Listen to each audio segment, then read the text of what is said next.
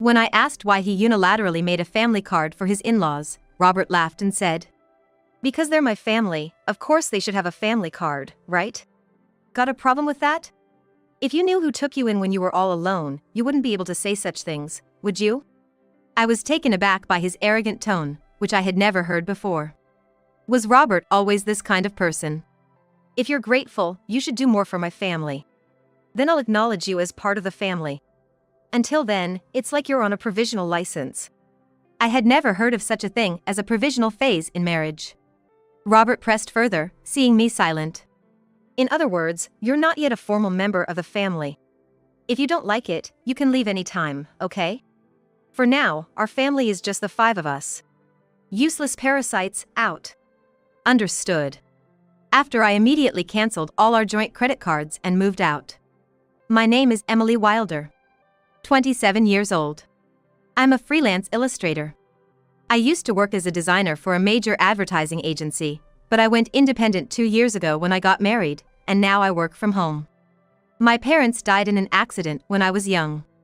I was taken in by my maternal grandparents, but when I went to college, I moved back to the apartment near the city center where I lived with my parents, and I've been living there ever since. I met my husband, Robert, at the Italian restaurant where he worked. It was a place with a nice atmosphere, reasonable prices, and good food, so my colleagues and I started stopping by frequently. That's when Robert, the handsome waiter, became a topic of conversation. Robert was indeed good-looking. The manager once laughingly said that a good percentage of the regulars came for Robert, and it was easy to see why. I won't deny that I became one of Robert's fans because I thought he was cool. He was that much of a standout. However, for some reason, we rapidly grew closer, and before I knew it, we were being called a couple, and to my surprise, we ended up getting married. I don't remember much about that time. It's almost like I was drunk, and when I sobered up, there was a man I was calling my husband next to me. But even so, I loved Robert at that time and was happy. When I got married, I quit the company where I had been working as a designer and went independent. It was an amicable resignation, transferring the work I had been doing at the company to a freelance basis. Robert continued working at the Italian restaurant, with different working hours each day, sometimes late into the night. It became a bit difficult to keep working as usual, and I had always wanted to go independent, so I decided to take the plunge. "It's a good idea, Emily. It'll be easier on you, and it's good to keep doing the work you love." Robert agreed, and that's how our newlywed life started. We both didn't like flashy things, so we decided not to have a wedding ceremony and just register our marriage, meeting each other's families for a face-to-face greeting. Robert went to work, and I worked and did household chores at home. Our schedules were irregular, but we kept in touch and waited for each other to come home for meals. It was a happy and fun everyday life, and I thought, marriage is nice. But about a year after getting married, Robert suddenly said this, and everything fell apart. "My family wants to come over, is that okay?" he asked. Of course, I said it was fine. I had only met and briefly talked to Robert's family during our initial greeting, so I thought this would be a chance to get to know them better. Having lost my parents at a young age, I had always admired Robert's large family. But when his family of 4 arrived, I was left speechless. "Hey, which room is mine?" his sister asked as soon as she entered our house. Robert's sister, 32 years old, was 5 years older than both Robert and me, and I had heard she worked at a local supermarket. I was shocked by her rude manner, so different from the polite greeting she had given me when we first met. Robert's 18-year-old sister was also there, but in contrast, she didn't say a word and just stood there silently. I remember. She barely spoke when we first met for greetings. Hastened by Robert's sister, I showed the 2 sisters to the guest room, and Robert's parents to the room, which used to be my parents' room. It was the only Japanese-style room in the apartment, so I thought it would be best for them. After settling into their rooms, Robert's sister declared, "Well, since we're going to be living here together, you better start serving our family properly." I was confused by what she meant, but when I looked at Robert for help, he was laughing in a way I had never seen before. It turned out his family had given up their own home and moved into my apartment without my knowledge. "Sorry, apparently our family home suddenly had to be vacated, and they had nowhere to go," he explained. I wish he had told me earlier, as I had assumed it was just for a day or 2, and this was really inconvenient. When I mentioned this to Robert, trying not to upset him, he looked down and apologized. Anyway, please just until they find somewhere else to go. I couldn't say no. How could I turn away people in need, especially the family of someone important to me, without even a place to go? I reluctantly agreed to live together, on the condition that they find a new place as soon as possible. But I would come to regret this decision. Robert's family showed no restraint. All four of them, from the day they moved in, did nothing and left everything to me, saying whatever they wanted. They made no effort to look for a house or a job. When I asked about their jobs, I was in for another surprise. Oh, I quit that lousy supermarket job. She had said she was employed, but apparently, it was just part-time work. I had assumed she was a full-time employee due to her age, but she revealed she hadn't had a steady job since high school. Robert's parents were also in part-time jobs and had quit before coming here. And, of course, Robert's sister was unemployed. She had said she was a student, but that was a lie. Why should I work when I've become part of a wealthy family? A wealthy family? Who was she talking about? When I asked, I got another shocking reply. You, of course. You got a big settlement and insurance money from your parents' accident, and you don't even have a mortgage on this apartment. You can live without working. Robert's sister said, laughing. I protested to Robert when he got home, but he raised his voice in a way I had never seen before. Everyone's tired from suddenly having to leave their home. Let them rest for a while. Or do you want to cruelly kick out my family, Emily? Stunned, I froze. Then Robert suddenly softened his tone. Sorry for yelling. I'm having a tough time too. I've been busy and tired today. Can you understand? Just a little more patience, please. Robert was good at handling women. Looking back, he probably always used a mix of kindness and harshness to get his way with women. But at that moment, I didn't realize it and reluctantly agreed to endure a little longer. And the tyranny of Robert's family got worse. They treated me like a servant when at home and demanded money when going out. We can't go job hunting without a penny, can we? It's fine, but if we can't find work, we'll just keep living here. I reluctantly gave them some money, which of course they claimed to have spent without finding a job. They probably never looked for work. But if I said that, they would accuse me of lying without proof, and Robert's whole family would blame me for hours. Telling Robert didn't solve the problem. Everyone's frustrated about not finding jobs. Sorry, just bear with it a little longer. I'll talk to them, Robert said, trying to smooth things over. But as time went on, I felt like saying anything was pointless. However, the frequency of them asking for money gradually decreased, perhaps because Robert said something, so the issue seemed to resolve itself. Of course, the money I had given them was never returned. Then, after about 3 months of living this way, I noticed something alarming. Why is the credit card bill so high? Could it be unauthorized use? When I quickly checked the statement, all the charges were made with family credit cards. The purchases ranged from food and drinks to books, games, and even expensive brand bags and clothes. Each item was labeled with a number from 1 to 5, indicating that 5 family credit cards had been issued. Currently, these credit cards are in my name, with Robert using the family cards. It seemed like you'd be better at handling this, and it's more convenient to consolidate payments, right? Can I leave it to you? He said, and I ended up managing them. But it seemed these family cards had been issued without my knowledge. Robert's family stopped asking for money because they could now make credit card payments and cash withdrawals. When I confronted Robert about why he made family cards for his in-laws without asking me, he laughed and said, Well, you complain when they say they have no money, so what choice do I have? Besides, you know who took you in when you were all alone, right? Can you really say such things to the important family of your benefactor? I was stunned into silence by his arrogant tone, unlike anything I had heard before. Was Robert always like this? If you're grateful, you should serve my family more. Then I'll acknowledge you as family too. Until then, consider it like you're on a provisional license. I had never heard of a provisional phase in marriage.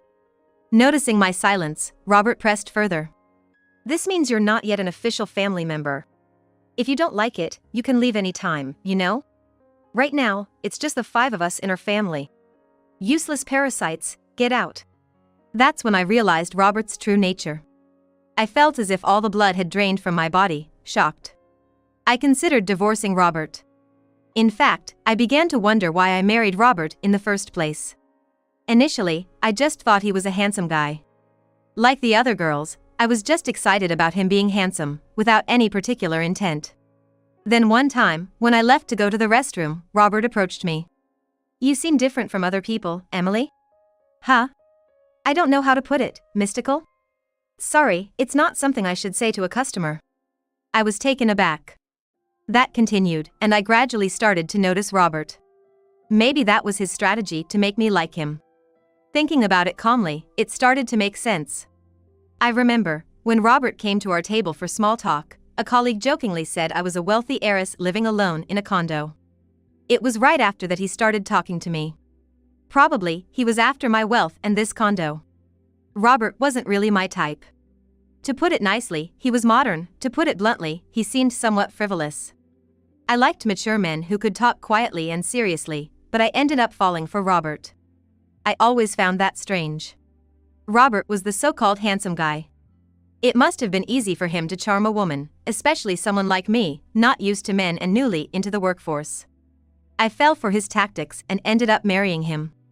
The thought made me so frustrated and embarrassed, I felt like destroying everything in the house. But I wasn't foolish enough to act on that impulse. I decided to get revenge, somehow. For that, I needed to endure this life a little longer. Like Robert manipulated me, I would control his entire family. The condo we live in was bought by my father with a mortgage soon after I was born. It wasn't very expensive back then, but the area developed rapidly with a new shopping center nearby, and now it's considered a luxury condo. My parents, hoping for more children, bought a spacious condo. That's why there's enough room even with Robert's family moving in. But even with its decent size, having Robert's family around is a nuisance for me, working from home. I'm enduring this only for the sake of revenge. As Robert's sister said, there's no mortgage payment for this condo. When I was 3, both of my parents passed away. In a car accident. They died on their way back from my paternal grandfather's funeral, after colliding with a speeding car on the freeway. That day, I was supposed to go with them, but I had caught the flu that's going around and had a high fever. So, my maternal grandparents came to the condo where we lived with my parents to take care of me, leaving me as the only one who survived. The mortgage payments were covered by the group credit life insurance. So the only housing costs I pay are the management fees and property taxes. Robert, seeing the amount, said he would contribute just a bit more than that to our household expenses. There's no mortgage, so if I put in that much, we should manage Emily's income, right? We'll each use our own earnings for personal expenses. Sounds good, doesn't it? I agreed, thinking maybe he was right. Until then, I had been paying for everything by myself, so I thought his contribution would lighten my load. Looking back, it was foolish, but at the time, I was blinded by my love for Robert and just went along with whatever he said. Robert probably thinks he's the head of the household and the one supporting me. Which is why he can so easily call me a parasite. But in reality, it's different. I pay for most of the expenses like utilities, food, social expenses, and entertainment. And now, 5 real parasites had been added to my household, making it impossible to manage with just that amount. I wanted to get rid of them as soon as possible, but I pretended not to notice and endured. I gritted my teeth and let Robert's family freely shop, reminding myself that I'll be the one laughing in the end, to get through these tough times. Then, 3 months after deciding to divorce, the day to act finally came. I'm tired. Please decide, it's either me or your family. I told Robert, presenting him with a final decision. He was surprised, but I continued without concern. None of your family members lift a finger to help around the house, they just dump all their chores on me. You know I work from home, I'm not just playing around. Yet, they treat me like a freeloader and tell me to know my place since you're supporting me. I've had enough. I cried as I confronted Robert. He looked at me, smirked, and said, Then you should leave. Didn't I tell you before? You're not really a part of this family yet. Giving up like this means you didn't earn your place in the family. I pretended to be shocked as I looked at Robert. What are you surprised about? If you can't live with my family, then you're the one who has to leave. Oh, and since I'm not at fault, I'll take this apartment as alimony. And I'll take half of your savings as part of the property division. Ah, so that was his aim all along. That's why his whole family kept harassing me, trying to drive me out. I knew it, but hearing it outright was still a shock. It was someone I once loved and even married. But thanks to this, I made up my mind. Fine, I said, deciding to divorce Robert. But this condo is mine. And I'm not at fault either. What did you say? The reason for the divorce is you allowing your family to live with us without consulting me, and your family ignoring me. I said it firmly to Robert. He seemed shocked that I outright rejected his proposal, not expecting such a response. It made sense, as I had always complied with his demands since our marriage. Thinking back on it, it made me angry. I don't want to spend another second with you all, so I'll leave now, but you should also prepare to leave. It's a joke, right? This is our home, we won't leave. Ever heard of residential rights? You can't just force people out who live here. Robert shouted. Ignoring his ranting, I left the house and went to my grandparents' place. I explained everything and asked if I could stay until things were settled. My grandparents were shocked to learn what I had gone through and scolded me for not consulting them earlier, tears in their eyes. Grandma, Grandpa, I'm sorry for worrying you. But I'll be okay now. You know, I might look docile, but I'm not really. I said with forced laughter, tears in my eyes. The day after I left the apartment, Robert contacted me right away. Hey, what's this all about? What are you referring to? The certified mail. I was impressed by the quick work. I had left the divorce proceedings to a lawyer, and when I told them yesterday that I was leaving the house, they arranged for everything to be delivered today. I'm not paying any alimony, and I'm not leaving the condo, just so you know. Robert declared. But legally, you have an obligation to pay, and you don't have the right to continue living in that apartment, I responded. What are you talking about? That apartment is mine too, since we're married. If you insist, then pay me half its value to buy me out. Such an absurd claim. Talking like this is getting us nowhere. Please communicate through my lawyer from now on. I said, ending the call. I knew he would probably call again tomorrow, but I had no desire to talk anymore today. As expected, he called the next morning. Hey, what's this all about? He repeated the same line as yesterday. No creativity at all. What are you referring to? The card's not working, what did you do? What I did was cancel it. That card was mine, and you were just using the family card, remember? Indeed, before leaving the house, I had switched all the contracts from that card to another and cancelled it. Of course, the family cards would stop working when I cancel mine. I was paying for it, too. Yes, you paid the apartment's management fee and property taxes. Just for the first 2 months. It's not much, but I can deduct that from the alimony if you like. When I mocked him like that, I heard some indistinct shouting from the other end of the phone. That's right, Robert only paid the agreed amount for just 2 months. He made various excuses about the store and whatnot, always finding a reason to ask me to wait, but then he stopped paying altogether. If he forgot and thought he was still paying, that's some poor memory. But I didn't care anymore. He's someone I'm cutting ties with, his memory doesn't matter to me. That's the situation, so please pay your half of the living expenses I've been covering. I've kept a detailed household ledger, which I'll submit as evidence. Then divide the savings properly. It's marital property, he demanded. Yes, I understand. Let's split it accordingly. I agreed, and he ended the call with a parting shot, reminding me not to forget. Hey, what's that all about? Then, a few days later, I got another call with the same line. I realized they lacked not only memory but vocabulary as well. What do you mean? The split of shared property. Why is it 0? You must be rolling in cash from your parents' insurance and alimony. Ah, so that's what they were thinking. I patiently explained that my savings before marriage weren't part of the shared property, and since we had no savings after marriage, it naturally amounted to 0. Don't lie to me. If you think I'm lying, why don't you consult with someone? Anyway, from now on, please communicate through my attorney. I won't be speaking to you directly anymore. Goodbye. I said that, hung up the phone, and blocked Robert's number. 2 months after I left the house, Robert and his family finally moved out of the apartment. Not because they had a change of heart, but because they couldn't sustain their living. Naturally, Robert's income alone wasn't enough for a family of 5. They were used to shopping extravagantly with my card. Telling them to cut back now was impossible. I had let them use the card intentionally for this. Knowing them, I was sure it would come to this. His family started pestering Robert for shopping money, and when he refused, they began stealing from his wallet. Even when Robert got mad, they blamed him for kicking me out. To top it off, the electricity, gas, and water were all shut off. Of course, I had arranged for that, since I had no plans to live there for a while. Robert tried to get them restored immediately over the phone, but the house was in my name.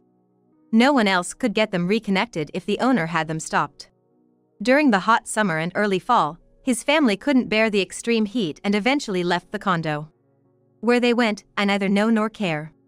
Robert tried to stay till the end, but eventually gave up due to the lack of electricity and the inability to bathe. The divorce proceedings went faster than expected. Not because Robert had a change of heart, but because he messed up. He cheated on me while we were still married. Or rather, he had started making moves on someone thinking he could kick me out soon. He bragged about owning a luxury apartment in a prime location downtown, luring young girls there. It's surprising he did this while his family was around, but he had a history of such behavior, so they didn't mind. He was handsome, so I suspected he might do such things. Before leaving, I had installed cameras in several places in the house, which captured all the evidence. Maybe he underestimated me, but he really did disrespect me. He brought his family into my home without my permission, made a family card and left me the bill, kicked me out, and cheated on me. I demanded a hefty sum in alimony for all these. When Robert saw the amount, he turned pale and desperately pleaded for reconciliation, but I had no such intentions. Knowing he couldn't pay, I made him borrow as much as possible from his company and took whatever I could get. When I threatened to sue him for fraud over the family card, he reluctantly agreed to my terms. Well, I hope he does his best to pay off his debt. The divorce is finalized, and I'm still staying at my grandparents' place. I haven't decided what to do with the apartment yet. I might sell it. I treasured it because my parents left it to me, but since they passed away when I was very young and I have no memories of them, plus all this has happened, I think they'd understand if I let it go. My work as an illustrator is picking up. I might live alone again, but it's a good time for that. I can work just fine staying at my grandparents'. I'll depend on them a little longer, then move forward with strength. Next time, I won't be fooled by a man who's only good looking. I hope to find a partner I can share my life with.